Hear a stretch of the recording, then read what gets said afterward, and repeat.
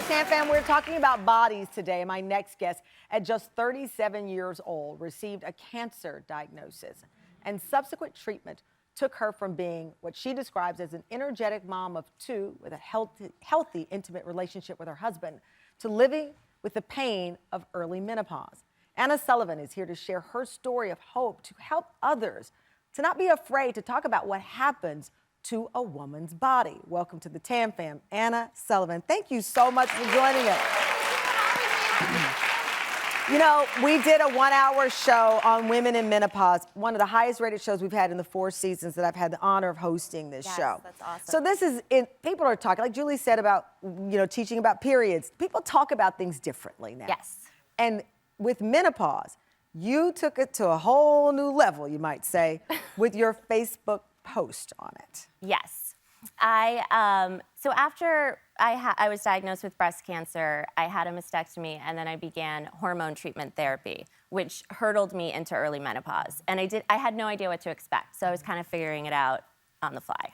Figuring it out, part of that also meant, well, okay, how does this affect me? But also, how does this affect my husband, my partner? Yes, and absolutely. You revealed in telling your truth that it led to discomfort in intimacy, in sex. Yes. That's the word, ladies and gentlemen, it's called sex. It's called sex, and yes.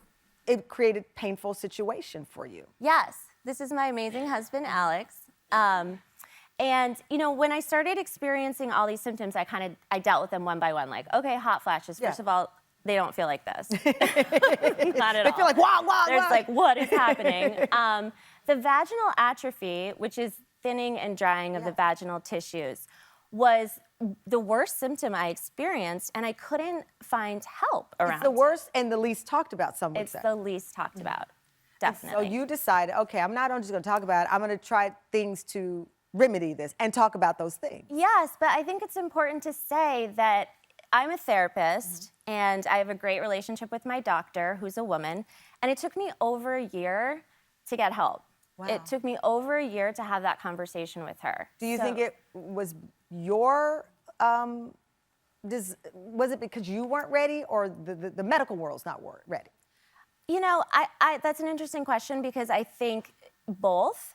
For me personally, though, because I know what a great relationship I have with my doctor, I know what it feels like to feel embarrassment and to feel shame, to have these awkward conversations. Also, doctor's appointments are kind of rushed, and you're trying to get everything in, especially when you're talking about cancer and stuff like that. And it's always the last thing, and I realized I just wasn't bringing it up. Right, well, it takes time. I mean, time. You have to warm up to have that conversation, yes, even with the doctor. And ultimately, you did, you decided to do vaginal rejuvenation. Yes, I did. So once I had that conversation with my doctor. Because so for people who don't understand, it's a laser therapy? Let's back up. Let's back up.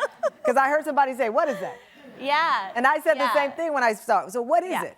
Okay, so there's all different kinds of vaginal rejuvenation to treat vaginal atrophy. The one that so after I told my doctor, she recommended a type of vaginal rejuvenation that uses a laser. Which is tricky, because like the FDA, for example, warns against it, because this is all new territory. This is all new, right? And they don't even know how well it works. Right. I mean, it's very, very new. And I trusted my doctor. She walked me through the risks, and she had a great relationship with the gynecologist that she referred me to. So I felt comfortable on both fronts. Also, these treatments are extremely expensive. Right. I was quoted, over $3,000. Insurance doesn't cover any of these treatments. And I'm also a writer, so I thought I was in a position to try the treatment. I was having debilitating symptoms, so I wanted to do it, and then I wanted to share my story. So you did it, you shared your story, and you wrote about the whole experience. Did you ever imagine it would set off this whole dialogue that includes, thankfully, you being on the show today to talk about it? No, I didn't. I really didn't. What was the takeaway from this for you? The takeaway for me was, when I wrote this article for the HuffPost, I didn't think it was going to get as big of a reaction as it did. Hearing from these readers, women and men, that reached out to me afterwards. It's incredible. It was incredible. Well, we want to repost the story for people who missed it, because it's phenomenal. Anna, thank you so much. What a story.